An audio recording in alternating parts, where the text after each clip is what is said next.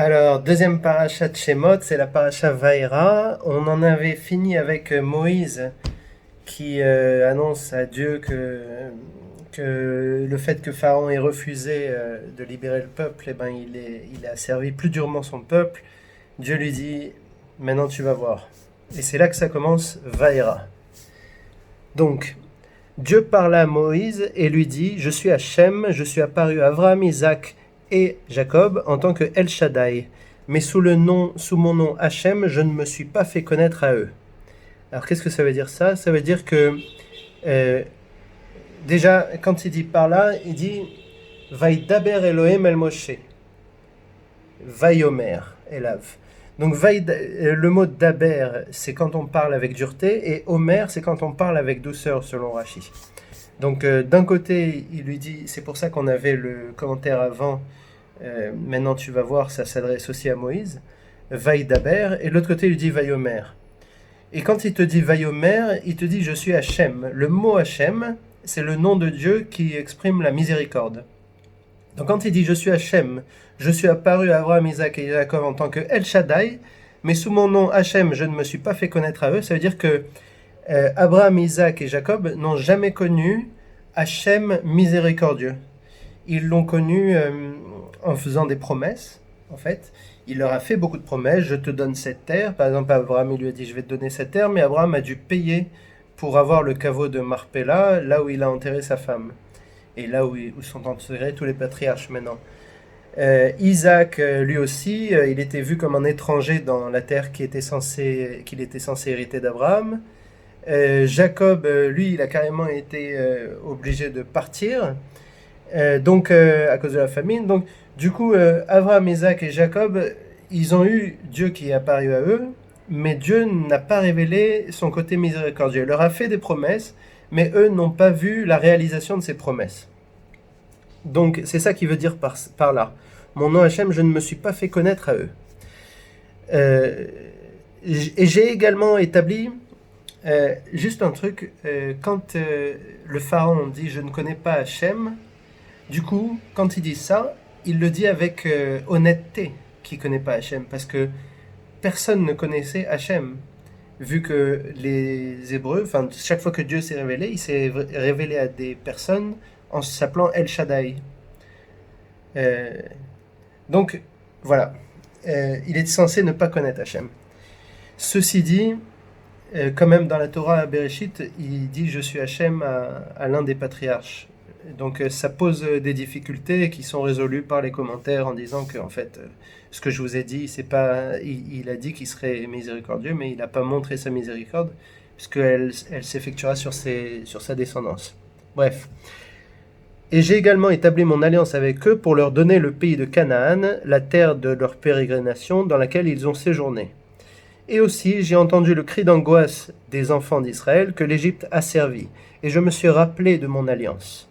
C'est pourquoi je dis aux enfants d'Israël, je suis Hachem, et je vous ferai sortir sous les corvées d'Égypte. Je vous sauverai de leur servitude, je vous délivrerai avec un bras étendu et de grands jugements, je vous prendrai pour moi comme peuple, et je serai pour vous un Dieu. Et vous saurez que je suis Hachem, votre Dieu. Vous saurez, c'est-à-dire que tout ça, ça va se réaliser pendant que vous vivez maintenant. Je suis Hachem, votre Dieu, qui vous fait sortir des corvées d'Égypte. Tout ce que je vous dis là, ça va se réaliser de votre vivant, vous allez le voir. Je vous conduirai vers le pays au sujet duquel j'ai levé ma main pour le donner à Abraham, Isaac et Jacob. Je vous le donnerai en héritage. Je suis Hachem. Il répète même. Donc, c'est ça que Dieu dit à Moïse. Moïse, il le répète aux enfants. Il dit, Moïse parla ainsi aux enfants d'Israël, mais ils n'écoutèrent pas Moïse, à cause du souffle court et du travail pénible. Alors du coup, là on voit que ce qui est très fort, c'est que dans la Torah, tous les héros, entre guillemets, ils sont vraiment très humains. Ils sont pas super-héros et tout le monde les écoute et ils ont de l'éloquence et ils font des miracles et ça marche. Non, rien ne marche. Ici, rien ne marche. Il veut sortir son peuple, le pharaon il dit non plein de fois, Moïse il le dit aux juifs et les juifs ils écoutent même pas Moïse, alors que c'est dans leur intérêt, il leur dit des belles choses. Grosso modo, rien ne marche et Moïse, lui, au lieu de persévérer, il va voir Hachem en permanence. Juste, il dit n'écoutèrent pas Moïse à cause du souffle court et du travail pénible. Souffle court et pas de travail pénible, c'est en fait comme Pharaon avait augmenté la charge de l'esclavage sur les Juifs. Cette charge de l'esclavage, quand on est trop esclave, quand on a un travail trop pénible, on n'a plus le temps d'écouter les rêves. C'est un petit peu la même chose quand les gens disent il faut qu'on ait de meilleurs hôpitaux, de meilleurs machins. C'est vrai, mais si jamais les gens ils ont même pas de quoi manger, on pense pas encore à ça. On pense à d'abord survivre. Donc Hachem parla à Moïse en disant « Viens, parle à Pharaon, roi d'Égypte, et qu'il laisse partir les enfants d'Israël de son pays. » Moïse parla devant Hachem en disant « Voici, les enfants d'Israël ne m'ont pas écouté. Comment Pharaon m'écouterait-il ? Et j'ai les lèvres obturées. » Il lui répète que ses lèvres, elles sont encore obturées, même si c'est un mot différent. Il veut lui dire qu'elles sont encore plus obturées qu'avant. En fait, on dirait que Moïse, il aimerait que Dieu fasse un miracle pour lui donner l'éloquence, et miracle que Hachem ne lui fait pas encore. En tout cas, il lui fait pas dans cette paracha. Donc encore une fois, Moïse revient sur l'ordre, essaye d'avoir des garanties. Hachem parla à Moïse et à Aaron. Alors, je regarde la traduction, Vaïdaber. Là, il prend daber, Vaïdaber. Donc c'est parla avec dureté. À Moïse et à Aaron, et il leur donna l'ordre. Pourquoi Aaron ? Parce que c'est lui qui peut s'exprimer. Et il leur donna ordre au sujet des enfants d'Israël et au sujet du pharaon, le roi d'Égypte, de faire sortir les enfants d'Israël du pays d'Égypte. Et là, le cours du récit s'arrête pour parler de l'hérédité de Moïse et Aaron. Et ce qui est intéressant, c'est qu'avant de parler de Moïse et Aaron, qui font partie de la tribu Lévi, donc Lévi c'est un des 12 enfants, il parle d'abord des 2 premiers fils de Jacob, parce qu'on ne peut pas parler de Lévi avant de parler de Ruben et Simon. Grosso modo, l'aîné a une certaine importance. Si tu veux parler d'un fils, il faut d'abord que tu parles de son aîné. Donc, ils parlent de Ruben, ils disent que Ruben fait Anosh et Aalon, Hetzron et Carmi. Simon, il fait Yemuel, Yamin, Ohad, Yachlin, Tsoar et Shaoul, fils de la Cananéenne. Lévi, on se rappelle que Shimon, il s'est marié avec une Cananéenne, c'est le seul. Donc, il y a un commentaire qui dit qu'en fait, c'est Dina qui s'était faite violer par des Cananéens. Donc, on l'appelait la Cananéenne et il l'a pris sous son aile pour ne pas qu'elle soit non mariée. Il y en a d'autres qui disent que c'était vraiment une Cananéenne. Et du coup, Siméon, c'était un fils qui était injuste, mais pas si respectueux de ça, de cette loi. Et du coup, cette chose pas très respectueuse, ça a donné Shaoul qui va être, je crois, le premier roi d'Israël. Donc, Lévi, à moins que ce soit beaucoup plus tard, j'ai oublié ce que je dis sur Shaoul. Donc, Lévi, lui, on s'attarde sur lui. Lévi, on dit son âge, il a 137 ans. En général, quand on dit l'âge de quelqu'un, dans la Torah, ça veut dire qu'il a fini, il est mort en juste. C'était un juste. Il a 3 fils, Gershon, qui font Livni et Shimi, Kehat, qui a 133 ans, donc lui aussi c'est injuste, puisqu'on dit son âge, et Merari, qui fait Mahli et Monchi. Kehat, lui, il a 4 fils. Amram, qui a 137 ans, lui aussi c'est injuste, Ishar, Chevron et Uziel. Donc, très rapidement, Ishar, le deuxième fils, il donnera Korach, qui aura les fils Assir, Elkana et Aviasef, Nepheg et Zikri. Chevron, on ne dit pas sa descendance, et Uziel, lui, on dit qu'il aura Mishaël, El-Tsafon, Sitri. Donc ces gens-là, c'est peut-être des gens qu'on va parler plus tard, surtout Korach, d'ailleurs. Côté Amram, et c'est lui qui est important vraiment, il a fait Aaron en premier, Aaron qui s'est marié à Elisheva, on dit que c'est la sœur de Nashron et fille d'Amminadav. Donc Nashron, c'est le plus éminent des leaders de tribus, et Elisheva, c'est tribu de Juda. Donc Aaron, qui est tribu de Lévi, il s'allie avec la tribu de Juda, ça fait une descendance vraiment très intéressante, puisque la tribu de Lévi et la tribu de Juda se partagent les droits d'aînesse. Et donc les enfants d'Aaron, il y aura Nadav et Avihu qui auront un mauvais comportement, mais Elazar et Itamar qui viendront après, surtout Elazar, lui rétablira l'honneur de Aaron parce que ce sera un très bon fils. Et il se mariera à la fille de Pontiel. Pontiel, certains disent que c'est un nouveau nom de Yitro. Donc Yitro qui n'est pas juif mais qui est converti. Mais d'autres disent que c'est une moitié Yitro et moitié Joseph. Joseph qui lui aussi a une part d'aînesse. Et ce qui est bien, c'est que Yitro, il a surmonté les idoles, et Joseph a surmonté ses sens quand il a résisté à la femme de Potiphar. Donc, ce mariage explosif qui a tous les droits d'aînesse d'Israël, plus un peu de la sagesse d'Yitro, ça donnera Pinchas, qui est un très grand héros dans une paracha lointaine, dans Shemot un peu plus tard. Et le deuxième fils de Amram, donc qui a 137 ans, c'est Moïse. Et on ne parle pas de Myriam, qui est sans doute soit la première, soit la deuxième. En tout cas, elle est plus vieille que Moïse. On ne parle pas d'elle en tant que fille, parce que là, on parle que des fils. Donc, je passe toute cette hérédité, tout cet arbre généalogique. Mais en fait, ils disent tout ça pour expliquer que voilà, c'est Aaron et Moïse qu'on a choisi, et on voit que Aaron et Moïse, ils font partie d'une lignée de justes, Lévi, Kéhat et Amram, qui sont tous nommés justes, puisqu'ils ont tous l'âge. On ajoute qu'au moment où ils se parlent, Moïse, il a 80 ans, je crois, et Aaron, 83 ans. Alors, ce fut le jour où Hachem parla à Moïse dans le pays d'Égypte. Hachem parla à Moïse en disant « Je suis Hachem, parle à Pharaon, roi d'Égypte, de tout ce dont je te parle. » Donc là, il répète pour reprendre le fil de l'histoire qu'on avait commencé.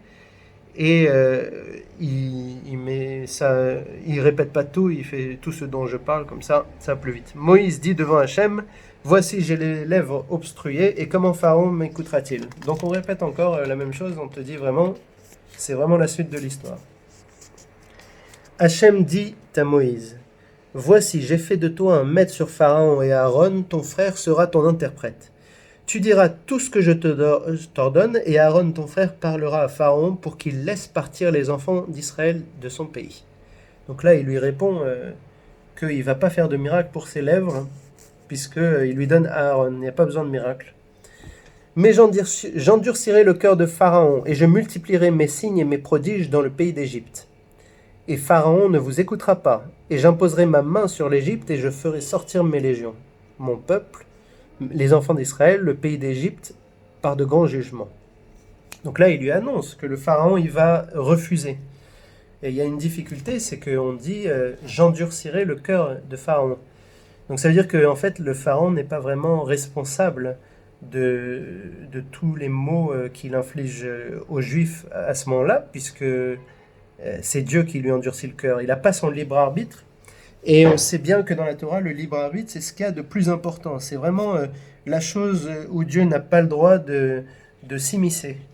Donc comment ça se fait que tout d'un coup, pour Pharaon, il fait une exception et il dit c'est moi qui endurcirai son cœur. Alors, sur ce point, il y a plein de commentaires, parce que c'est vraiment une difficulté. Tous les commentateurs le voient comme un vrai problème, que Dieu endurcit le cœur d'un homme. Alors, il y en a qui disent que en fait, les 5 premières plaies, il n'a pas endurci le cœur, il a laissé le libre arbitre de Pharaon, mais il a deviné que Pharaon refuserait. Et les 5 dernières plaies, il a endurci le cœur pour qu'il puisse supporter les plaies, afin d'être totalement coupable et non pas de juste abandonner à cause de sa propre santé. D'autres disent qu'on lui retire son libre arbitre parce qu'il ne mérite. C'est la punition qu'il a. En fait, il a fait du mal dans le passé et sa punition, c'est qu'on lui enlève son libre arbitre.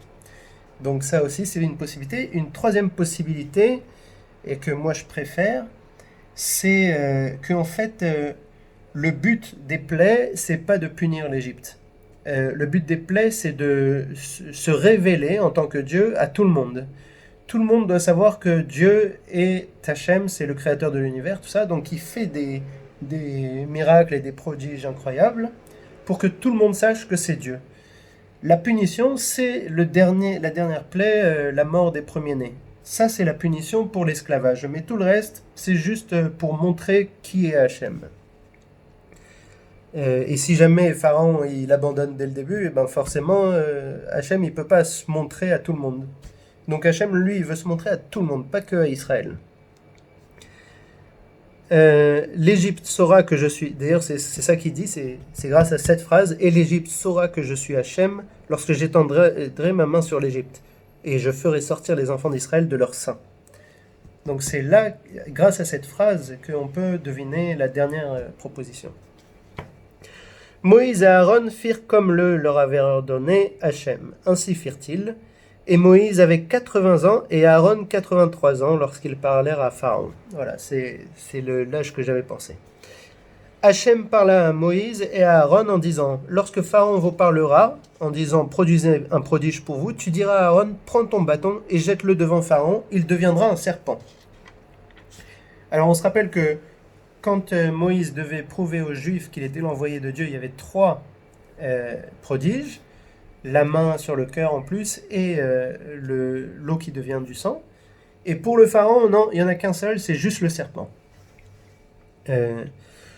Moïse vint avec Aaron et Pharaon, et il fit ainsi comme il leur avait ordonné Hachem. Aaron jeta son bâton devant Pharaon et devant ses serviteurs, et il devint un serpent. Pharaon aussi fit appeler ses sages et ses sorciers, et eux aussi, les devins d'Égypte, firent de même avec leurs sortilèges. Ils jetèrent chacun son bâton, et ils se transformèrent en serpents, et le bâton d'Aaron engloutit leur bâton. Alors là, on voit que c'est pas des serpents, le serpent qui engloutit des serpents, c'est des bâtons qui engloutissent des bâtons.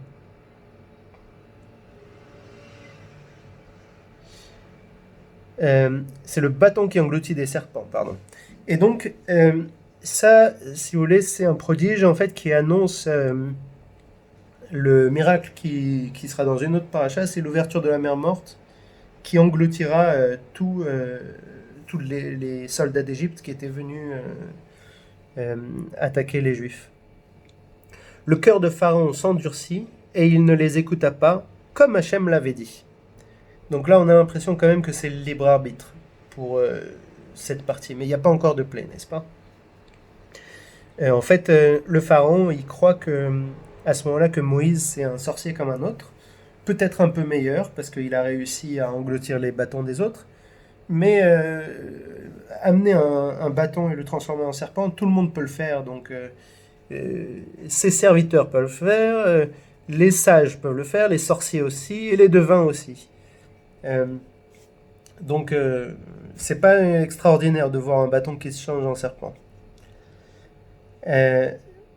Hachem dit à Moïse: le cœur de Pharaon est obstiné, il refuse de laisser partir le peuple. Donc là on voit que c'est le libre arbitre, donc ça rejoint l'un des premiers commentaires que j'avais dit. Peut-être que au début il y a le libre arbitre du Pharaon. Va vers Pharaon le matin, voici il sort en direction de l'eau, et tu te tiendras en face de lui au bord du fleuve, c'est le Nil, et le bâton qui s'est transformé en serpent, tu le prendras dans ta main. Tu lui diras: Hachem, le Dieu des Hébreux, m'a envoyé à toi en disant: renvoie mon peuple afin qu'il me serve dans le désert. Or voici, tu n'as pas obéi jusque-là. Ainsi parle Hachem, c'est par cela que tu sauras que je suis Hachem. Voici que je vais frapper avec le bâton qui est dans ma main, les eaux se trouvant dans le fleuve, et elles se changeront en sang. Le poisson qui est dans le fleuve périra, et le fleuve deviendra infect. L'Égypte s'épuisera à essayer de boire de l'eau du fleuve. Donc là, il y a un truc qui est intéressant, c'est qu'il va le voir en direction de l'eau, c'est-à-dire il rencontre le pharaon près du Nil. Pourquoi? Il y a un commentaire qui est assez étrange, qui dit qu'en fait, le pharaon, il se prenait pour un dieu, et pour faire croire à son peuple que c'était un dieu, il allait en cachette tous les matins faire ses besoins dans le Nil, à l'abri des regards. Et déjà, c'était extraordinaire que Moïse vienne à ce moment-là, parce que personne ne savait qu'il était là. Mais il vient à ce moment-là, au moment où quelque part, il montre qu'il est un humain et pas un dieu, et il vient lui annoncer cette plaie.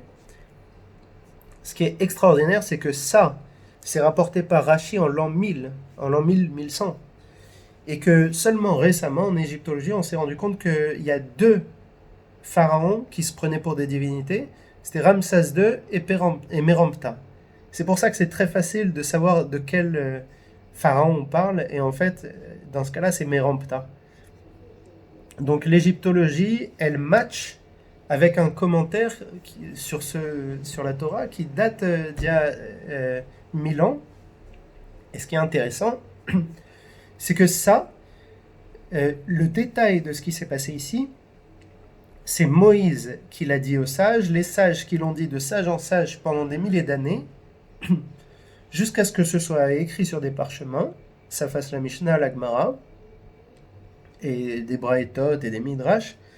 Et ces écrits, ils ont tourné entre les années 500 et les années 1000-1200.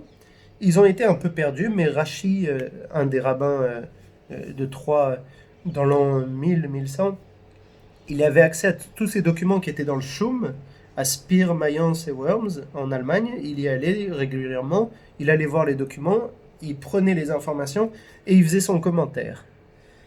Et on se rend compte que le fil du téléphone arabe, si vous voulez, il est très pur et il ne s'est pas cassé, puisque ce que Rachi a dit, il ne pouvait pas deviner que c'était le cas, puisqu'il n'a aucun lien avec l'Égypte antique.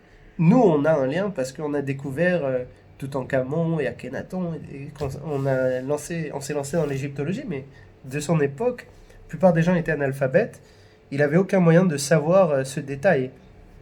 Et même nous, on n'a aucun moyen de savoir que le pharaon allait faire ses besoins dans le Nil pour montrer que c'était un dieu, et pour ne pas montrer que c'était un homme.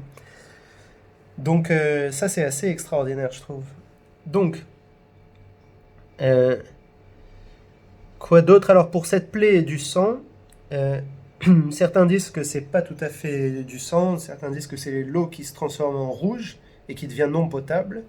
Peut-être c'est couleur sang, voilà. Bon, il y a des commentaires comme ça.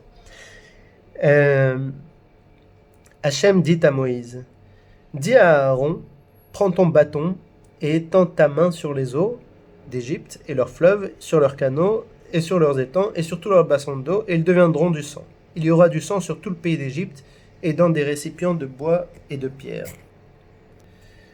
Alors là, le truc à retenir, c'est pourquoi Hachem dit à Moïse, dis à Aaron, prends ton bâton. C'est Aaron qui frappe le fleuve du Nil. Pourquoi c'est pas Moïse? Donc Moïse, il annonce la plaie à Pharaon, et ensuite il dit à Aaron, prends ton bâton, comme ça. Déjà, il faut savoir que Moïse montre précisément au Pharaon que c'est lui qui fait la plaie, que ça vient de lui, donc ça vient d'Hachem. Il n'y a aucun doute possible. Si l'eau se transforme en sang, c'est que c'est Moïse qui l'a décidé avec Dieu contre Pharaon. Maintenant, pourquoi il dit à Aaron de le faire? Alors il y a un commentaire qui dit Moïse, quand il est né, il était sur un panier d'osier et le Nil l'a sauvé. Il aurait dû mourir, mais le Nil l'a sauvé. Donc Moïse, personnellement, ne peut pas frapper le fleuve parce qu'il doit avoir de la gratitude envers ce fleuve. Donc si jamais Moïse il doit avoir de la gratitude envers le fleuve, à plus forte raison, nous, on doit avoir de la gratitude envers les gens qui nous aident dans notre vie. Donc c'est Aaron qui prend le bâton, parce que lui, il n'a rien à voir avec le fleuve. Le fleuve ne l'a jamais sauvé. Et il y aura une autre plaie où ce sera Aaron qui le fera parce que Moïse aussi a de la gratitude envers quelque chose, je dirai après. Moïse et Aaron firent ainsi, comme Hachem l'avait ordonné. Il brandit le bâton et frappa l'eau qui était dans le fleuve sous les yeux de Pharaon et les yeux de ses serviteurs, et toute l'eau qui était dans le fleuve se changea en sang. Alors ses serviteurs, c'est peut-être un peu plus tard, parce que vous voyez qu'il fait ça sur le fleuve, sur les bassins surtout. Et le poisson qui était dans le fleuve périt, et le fleuve devint infect, et l'Égypte ne put plus boire l'eau du fleuve, et le sang fut sur tout le pays d'Égypte. Les devins d'Égypte en firent de même à leur sortilège. Alors là, il se pose une question. Les devins d'Égypte en firent de même par leur sortilège, c'est-à-dire qu'ils ont pris de l'eau, ils ont réussi à changer l'eau en sang. Maintenant, la question c'est où c'est qu'ils ont pris l'eau, puisqu'il n'y avait plus d'eau. Alors, il y a un commentaire, surtout qui se base sur le Midrash, parce que le Midrash, vous savez, c'est une histoire parallèle à la Torah qui donne un peu des symboles et des détails sur comment ça s'est passé exactement. Et ce Midrash, il dit qu'en fait, les Hébreux, eux, avaient de l'eau pure. Cette plaie n'était pas contre les Hébreux. Et du coup, si jamais un Égyptien venait et prenait de l'eau aux Hébreux, dès qu'il voulait la boire, elle se changeait en sang. Mais par contre, s'il l'achetait aux Hébreux, à ce moment-là, l'eau restait pure. Et c'est comme ça aussi que les Hébreux sont devenus un peu riches au début. Ils ont commencé à devenir riches avec cette plaie, parce que tout le monde voulait acheter de l'eau chez eux. C'est une plaie qui a duré 7 jours, donc... Ces gens-là, ils ont pu faire ça parce qu'ils ont acheté de l'eau aux Hébreux, ils ont eu de l'eau, ensuite ils ont changé l'eau en sang. Et donc Pharaon, il a vu qu'en fait, ok, Moïse c'est un magicien, ok, il est peut-être meilleur que nous, mais c'est juste un magicien, c'est pas vraiment Dieu qui fait tout ça. Et le poisson qui était dans le fleuve, les devins firent de même, le cœur de Pharaon resta ferme et il ne les écouta pas, comme Hachem l'avait dit. Donc là encore, c'est libre arbitre. Pharaon s'en retourna et vint dans son palais, et ne prit pas non plus à cœur. Et ne prit pas cela non plus à cœur. Tous les Égyptiens creusèrent dans les environs du fleuve pour trouver de l'eau à boire, car ils ne pouvaient pas boire les eaux du fleuve. 7 jours s'écoulèrent après que Hachem eut frappé le fleuve. Donc peut-être quand ils creusaient de l'eau, ils récupéraient de l'eau potable, mais on ne précise pas ici dans le texte si c'est le cas. Mais en tout cas, c'est une épreuve supportable parce qu'il y a toujours des solutions pour avoir de l'eau potable, même si le Nil, qui est censé être une divinité pour les Égyptiens, est, disons, humilié dans cette plaie. L'économie d'Égypte, d'ailleurs, dépend beaucoup du Nil, puisque c'est elle, il n'y a pas vraiment beaucoup de pluie dans ces régions-là, donc c'est vraiment important d'avoir le Nil pour les cultures, tout ça.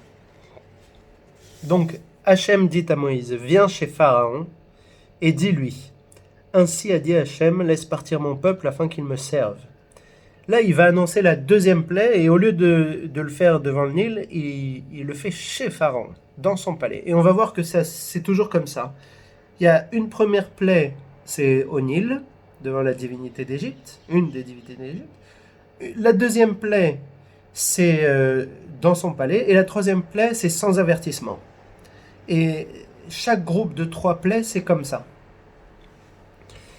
Donc laisse partir mon peuple afin qu'il me serve. Si tu refuses de le laisser partir, voici, je vais frapper tout ton territoire au moyen de grenouilles. Et le fleuve pullulera de grenouilles. Elles monteront et viendront dans ton palais, dans ta chambre à coucher et sur ton lit, ainsi que dans la maison de tes serviteurs et parmi ton peuple, dans tes fours et dans tes pétrins, et en toi et dans ton peuple, et dans tous tes serviteurs, les grenouilles grimperont. Alors là, il y a plein de questions qui se posent, c'est quand même bizarre comme plaie. Alors, est-ce qu'on parle de grenouilles? Il y a certains commentateurs qui pensent que c'est des crocodiles. Mais d'autres commentateurs, les plus importants, Rashi, Onkelos, disent que c'est des grenouilles. Il y a le Midrash qui dit une histoire très bizarre. C'est comme ça le Midrash, parfois c'est symbole, c'est pas à prendre littéralement, mais ils disent que c'est une grosse grenouille qui sort du fleuve. Et chaque fois que les Égyptiens essaient de la frapper, il y a plein de petites grenouilles qui sortent. Et tu essaies de frapper les petites et ça devient plus petit. Et du coup, c'est pour ça que ça rentre en toi, en ton peuple.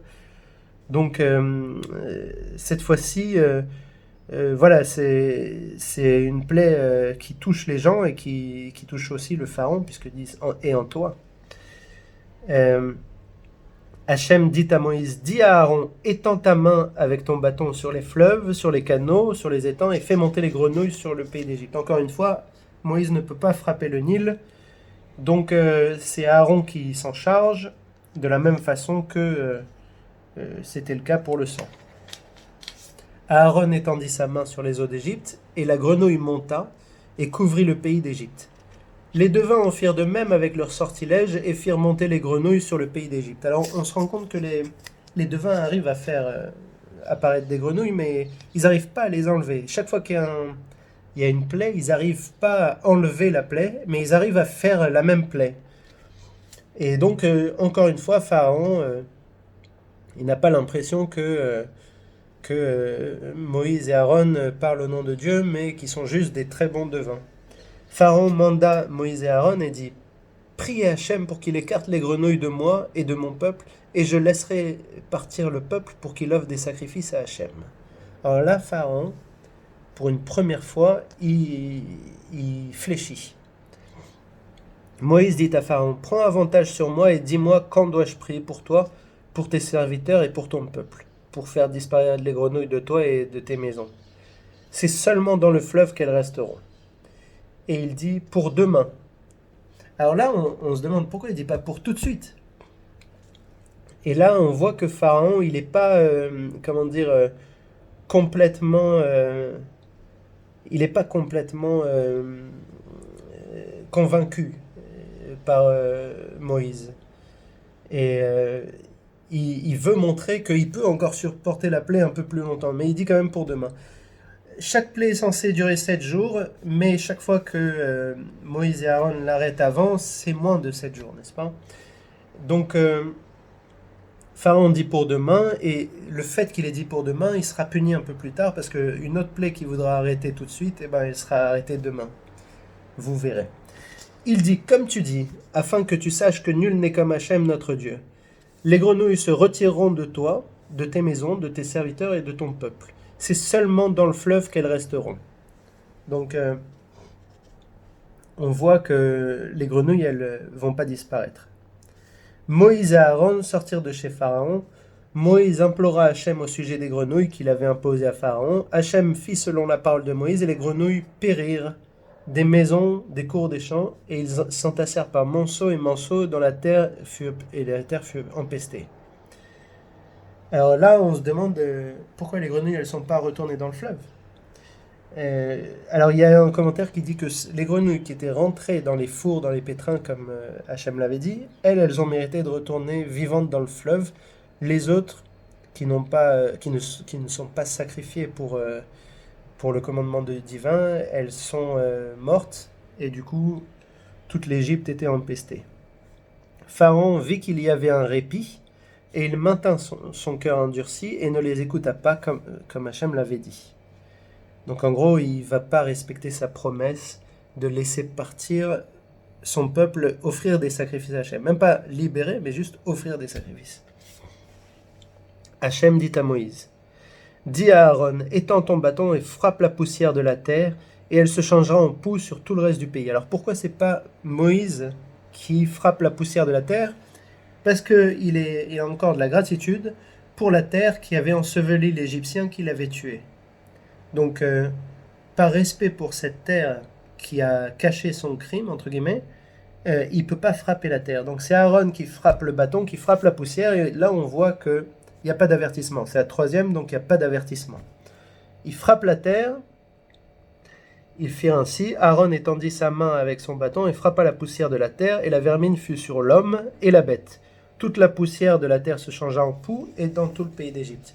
Donc là, le pharaon, il n'a aucun moyen de s'imaginer que c'est Dieu qui fait cette plaie puisque Moïse n'est pas venu l'avertir, alors qu'il l'a averti si clairement pour les 2 premières plaies.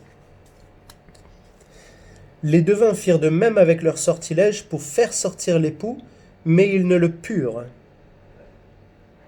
Et la vermine fut sur l'homme et sur la bête. Donc ils ont essayé de faire sortir, ils n'ont pas pu. Les devins dirent à Pharaon, c'est le doigt de Dieu. Mais le cœur de Pharaon fut ferme et ne les écouta pas comme Hachem avait parlé.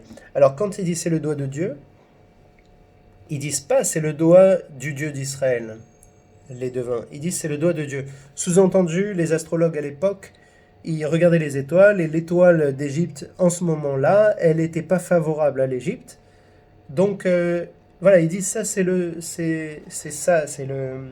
la destinée de l'Égypte en ce moment. Donc pour eux, ils sont complètement rien à voir avec les Juifs. Et d'ailleurs, les devins seront punis à la prochaine plaie pour ça. Hachem dit à Moïse, lève-toi de bon matin et tiens-toi devant Pharaon. Voici qu'il sort vers l'eau et dis-lui, ainsi a dit Hachem, laisse partir mon peuple pour qu'il me serve. Donc là encore, vous voyez, quatrième plaie, il va vers l'eau, donc c'est toujours devant le Nil et de bon matin. Car si tu ne laisses pas partir mon peuple, voici que j'inciterai contre toi, contre tes serviteurs, contre ton peuple et contre tes demeures, les bêtes sauvages. Et les maisons de l'Égypte s'empliront de bêtes sauvages, ainsi que le sol sur lequel ils se tiennent. Et je distinguerai en ce jour le pays de Goshen, dans lequel se tient mon peuple, en ce qu'il s'y trouvera aucune bête sauvage, afin que tu saches que je suis Hachem au sein de cette terre. Je ferai une distinction entre mon peuple et ton peuple. C'est demain qu'aura lieu ce signe. Alors là, les bêtes sauvages, c'est clair qu'on ne peut pas deviner où elles vont. C'est assez extraordinaire qu'elles vont tous quelque part, mais ce serait encore plus extraordinaire si elles évitent un certain endroit. Et ce sera le pays de Goshen, c'est là où sont les Juifs. Donc, avec ça, il est obligé de dire que c'est Hachem. Je fais une Hachem fit ainsi et une horde féroce de bêtes sauvages vint dans la maison de Pharaon, dans la maison des serviteurs et dans tout le pays d'Égypte. La terre était dévastée à cause des bêtes sauvages.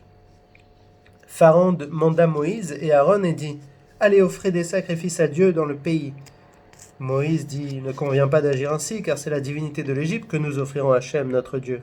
Or, nous égorgerons la divinité d'Égypte sous leurs yeux et ils ne nous lapideraient pas. » Donc, Pharaon dit « Vas-y, fais tes sacrifices maintenant ici. » Et les sacrifices, c'est tuer des béliers. Et les béliers, c'est une divinité d'Égypte. Donc si les Égyptiens voient des Hébreux tuer des béliers comme ça, ils vont les lapider. Ils sont très violents. Nous parcourrons un chemin de 3 jours dans le désert et nous offrirons des sacrifices à Hachem notre Dieu selon ce qu'il nous dira. Pharaon dit, je vous laisserai partir et vous offrirez des sacrifices à Hachem votre Dieu dans le désert. Seulement ne vous éloignez pas. Priez pour moi. Donc Moïse il dit, voilà, on doit partir 3 jours parce que lui il veut le faire au mont Sinaï. Pharaon il dit, non, ne vous éloignez pas. Vous n'avez pas besoin d'aller 3 jours dans le désert pour aller faire vos sacrifices.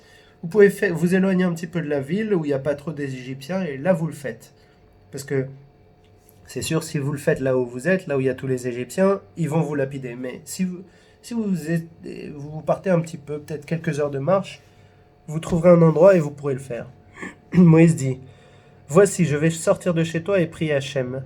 Les bêtes sauvages se retireront de chez Pharaon, de ses serviteurs et de son peuple demain. Voilà, c'est là qu'il punit quelque part Pharaon. Ça ne va pas se faire tout de suite, ça va se faire demain. Seulement que Pharaon ne continue pas à se moquer en ne laissant pas partir le peuple pour offrir des sacrifices à Hachem. Moïse sortit de chez Pharaon et implora Hachem. Hachem fit selon la parole de Moïse et il retira les bêtes sauvages de Pharaon et ses serviteurs et de son peuple. Il n'en demeura pas une seule.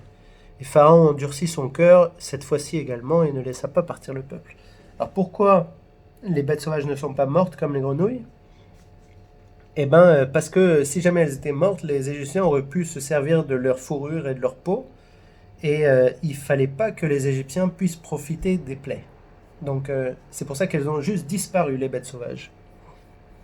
Vous voyez que pour les bêtes sauvages, il y a un danger mortel, hein, contrairement aux autres.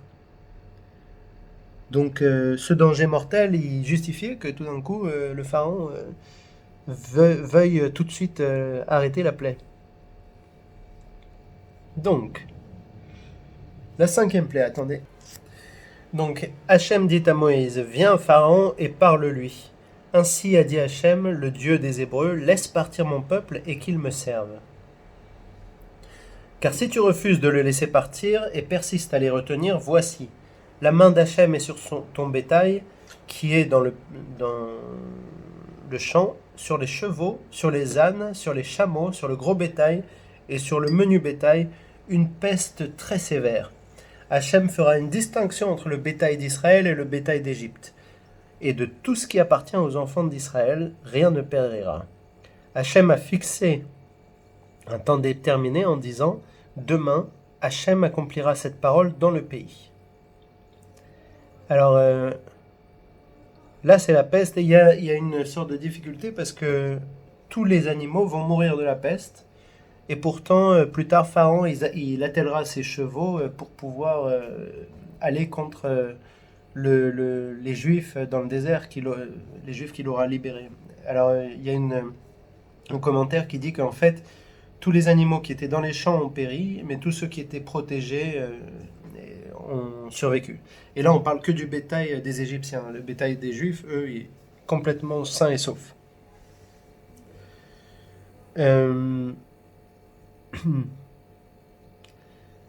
Donc, Hachem réalisa cette parole le lendemain, et tout le bétail d'Égypte périt, et du bétail des enfants d'Israël, pas un seul ne périt.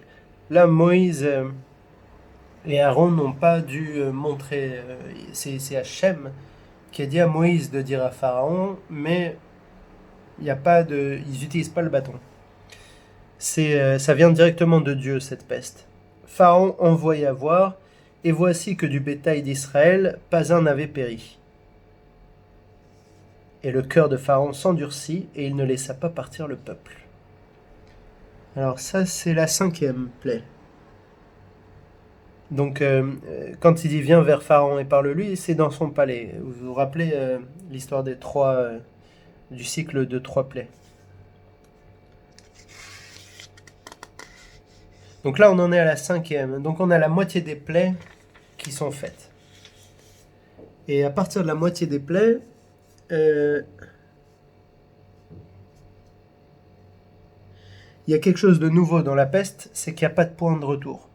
C'est-à-dire qu'une fois que le bétail meurt, il ne peut pas ressusciter. Donc c'est la première plaie, si vous voulez, qui affirme que c'est pas quelque chose de temporaire, cette fois-ci c'est quelque chose de permanent. Sixième plaie. Hachem dit à Moïse et Aaron, prenez pour vous plein vos mains de cendre de la fournaise et que Moïse la lance dans le ciel sous les yeux de Pharaon. Elle se transformera en la fournaise sur tout le pays d'Égypte, et ce sera sur l'homme et sur la bête des ulcères, donnant une éruption de cloques dans tout le pays d'Égypte. Ils prirent la cendre de la fournaise, se tinrent devant Pharaon, et Moïse la lança vers le ciel, et elle devint une éruption d'ulcères et de cloques sur l'homme et la bête. Les devins ne purent se tenir devant Moïse à cause des ulcères. Alors pourquoi ils ne purent se tenir? C'est ça qui est intéressant, c'est que tout d'un coup là les devins ils sont complètement incapables de résister à cette plaie. Du coup par honte ils n'osent pas aller devant Moïse, car les ulcères étaient sur les devins et sur toute l'Égypte. Hachem affermit le cœur de Pharaon. Alors voilà, à partir de la sixième, comme on disait, c'est plus le libre arbitre de Pharaon, c'est Hachem qui a affermi le cœur de Pharaon. Il ne les écouta pas, comme Hachem l'avait dit à Moïse. Donc les 5 premières plaies, vous vous rappelez, on disait 5 premières plaies c'est le libre arbitre, 5 suivantes, c'est plus le libre arbitre, c'est la punition que Pharaon n'a plus le droit à son libre arbitre. Donc là encore, sixième plaie, donc la règle des trois, celle-là, elle est faite sans avertissement. Moïse ne dit même pas laisse partir mon peuple, il le fait. La septième plaie, Hachem parla à Moïse, lève-toi de bon matin et tiens-toi devant Pharaon. Donc septième plaie, on retourne dans un cycle. Tiens, de bon matin, ça veut dire qu'il va vers le Nil. Dis-lui, ainsi a dit Hachem, le Dieu des Hébreux, laisse partir mon peuple et qu'il me serve. Car cette fois, je vais envoyer toutes mes plaies contre ton cœur, ainsi que sur tes serviteurs et sur ton peuple, afin que tu saches que nul ne m'égale sur terre. Car maintenant, j'aurais pu envoyer ma main et te frapper toi et ton peuple par la peste, et tu aurais été supprimé de la terre. Cependant, voici pourquoi je t'ai gardé debout, afin de te montrer ma force, et afin que mon nom soit proclamé dans toute la terre. Alors ça va dans le sens du dernier commentaire que j'avais dit. Ces plaies, elles sont faites pour montrer que Dieu est Dieu. Tu piétines encore mon peuple en ne le laissant pas partir. Voici, je vais faire pleuvoir demain à 7 heures. Pourquoi demain? Parce que il veut savoir si le pharaon laisse partir le peuple ou pas. Une grêle très violente, telle qu'il n'y en a jamais eu en Égypte depuis le jour où elle a été fondée jusqu'à maintenant. Et maintenant envoie, rassemble ton bétail et tout ce que tu possèdes dans les champs. Tout homme et toute bête qui se trouvera dans les champs et qui n'aura pas été rentré à la maison, la grêle tombera sur eux et ils mourront. Donc là, il donne un avertissement aussi. Pourquoi demain? C'est pour avoir le temps de rentrer les bêtes et les personnes. Si jamais personne ne rentre, à ce moment-là, la grêle, elle empêchera les gens de rentrer parce qu'elle se mettra devant les portes et elle tuera tous ceux qui sont dehors. Celui d'entre ses serviteurs de Pharaon qui craignait la parole d'Hachem fit fuir ses gens et son bétail dans ses maisons. Mais celui qui ne prenait pas à cœur la parole d'Hachem abandonna ses serviteurs et son bétail dans les champs. Hachem dit à Moïse, étends ta main en direction du ciel, et qu'il y ait de la grêle dans tout le pays d'Égypte, sur l'homme et sur la bête, et sur toute l'herbe des champs dans le pays d'Égypte. Donc là, Moïse peut faire le miracle directement. Pas besoin de passer par Aaron. Moïse étendit son bâton en direction du ciel. Tiens, c'est intéressant parce qu'il dit étends ta main et Moïse il étend son bâton. Peut-être c'est par l'humilité qu'il a, il a beaucoup d'humilité Moïse. Et il veut pas faire croire que c'est lui qui fait la plaie, il veut vraiment montrer que c'est grâce au bâton d'Hachem. Et Hachem produisit des tonnerres et de la grêle et le feu se propagea vers la terre. Donc ça paraît fou que la grêle et le feu se propagent en même temps sur la terre. Mais c'est le principe d'un miracle, c'est toujours un peu fou. Et Hachem fit pleuvoir de la grêle sur le pays d'Égypte. Il y eut de la grêle et du feu attisé à l'intérieur de la grêle. Elle était très violente, telle qu'il n'y avait jamais eu dans le pays d'Égypte et depuis qu'elle était une nation. La grêle frappa dans tout le pays d'Égypte et tout ce qui était dans les champs, depuis l'homme jusqu'à la bête, dans toute l'herbe des champs. La grêle frappa, elle brisa tous les arbres des champs. C'est uniquement dans le pays de Goshen, où étaient les enfants d'Israël, qu'il n'y avait pas de grêle. Pharaon envoya mander Moïse et Aaron et leur dit. Vous voyez que Pharaon envoie mander, il n'y va pas lui-même, parce qu'il a peur d'être sous la grêle. J'ai péché cette fois. Là, il fléchit. Hachem est le juste, et moi et mon peuple sommes les coupables. Il va très loin là. Implorez Hachem, il y a eu assez de tonnerres venus de Dieu et de grêle. Je vous laisserai partir et vous ne resterez pas davantage. Moïse lui dit, quand je sortirai de la ville, j'étendrai mes mains vers Hachem. Les tonnerres cesseront et la grêle ne sera plus, afin que tu saches que la terre est à Hachem. Quant à toi et tes serviteurs, je sais que vous ne craignez pas encore Hachem, Dieu. Et le lin et l'orge avaient été brisés, car l'orge était mûre et le lin en tige. Et le blé et l'épeautre n'avaient pas été brisés, car ils sont tardifs. Moïse sortit de chez Pharaon, de la ville, et il étendit ses mains vers Hachem. Des tonnerres et la grêle cessèrent, et la pluie n'atteignit plus la terre. Un commentaire dit, elle restait suspendue. Pharaon vit qu'avait cessé la pluie, la grêle et les tonnerres, et il continua à pécher et endurcit son cœur, lui et ses serviteurs. Le cœur de Pharaon s'affermit, et il ne laissa pas partir les enfants d'Israël, comme Hachem l'avait dit par l'intermédiaire de Moïse. Alors là, il y a un truc intéressant, c'est que au départ, on dit euh, le tonnerre en premier. Là, on dit euh, les tonnerres, la grêle, c'est ça. Et après, il dit la grêle et les tonnerres. La pluie, la grêle et les tonnerres. Pourquoi? Parce que ce qui fait peur aux Égyptiens, c'est le tonnerre. Ils n'avaient jamais entendu de tonnerre. Quand il pleut de cette façon, ça fait très peur. Mais par contre, quand ça cesse, on dit la pluie, la grêle et les tonnerres parce que Pharaon, il oublie le côté effrayant. La pluie, c'est pas si grave. La grêle, c'est aussi pas si grave. Les tonnerres, ça, c'est très grave. Donc, tout d'un coup, comme c'est en dernier, on oublie. Continue à pécher, endurcir le cœur. Le cœur de Pharaon s'affermit. Là, on a l'impression que c'est du libre arbitre.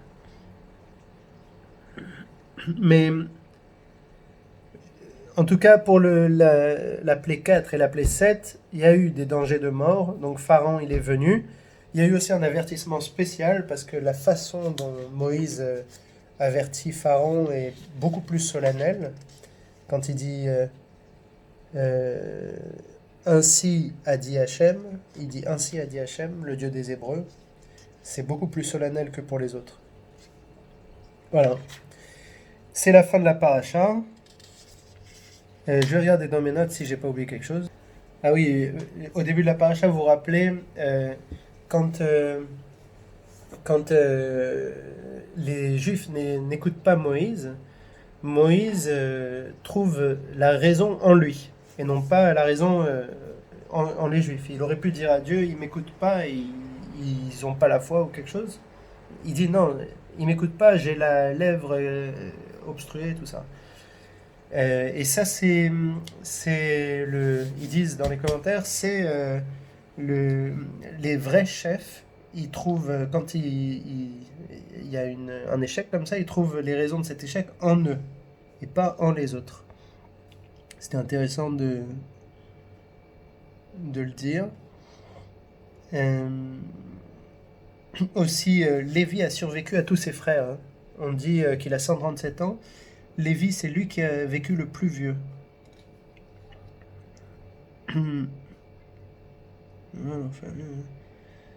Euh, Qu'est-ce qu'il y a d'autre? Attendez. Ah oui, pourquoi Pharaon dit à Moïse, vous n'avez pas besoin d'aller faire 3 jours dans le désert pour les trucs, vous pouvez le faire dans ce pays. C'est parce que justement Moïse disait que Dieu était partout. Donc Pharaon, il prend Moïse à son jeu en disant ça. Ne vous éloignez pas trop. Ah oui, un truc important, c'est pour la dernière plaie, la grêle.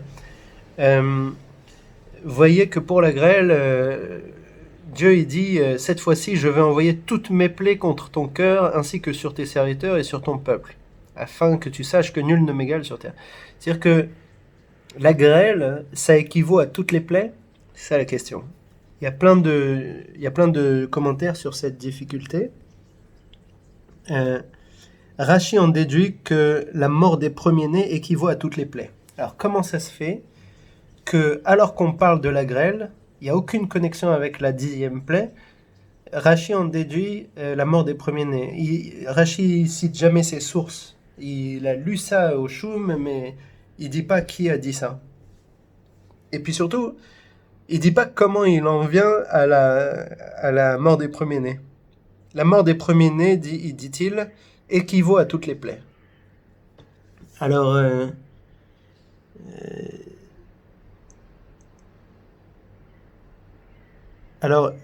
Maral, le Maral de Prague, il résout ça en disant que Dieu parlait du dernier groupe de plaies, 7, 8, 9, 10. 7, 8, 9, 10, c'est les plaies les plus dures. Ça commence par la 7e, et la 7e, c'est la dernière de la paracha Vaera. On verra la suite dans la paracha Bo. Mais pour chacune de ces plaies, 7, 8, 9 et 10, Pharaon va supplier Moïse de les arrêter. Alors que avant, c'était seulement une fois de temps en temps. Même c'était 2 mains. Les grenouilles, c'est 2 mains. T'es pas obligé de le faire tout de suite. Là, ça va être s'il te plaît, arrête la plaie tout de suite. Donc, c'est intéressant pour comprendre cette petite phrase. Cette fois-ci, je t'envoie toutes mes plaies, alors qu'on parle que de la grêle. Il faut pas comprendre que c'est la grêle la plus grave des prêts, mais le dernier groupe, d'après le Maral de Prague. Voilà, la semaine prochaine, Parasha Bo. Salut!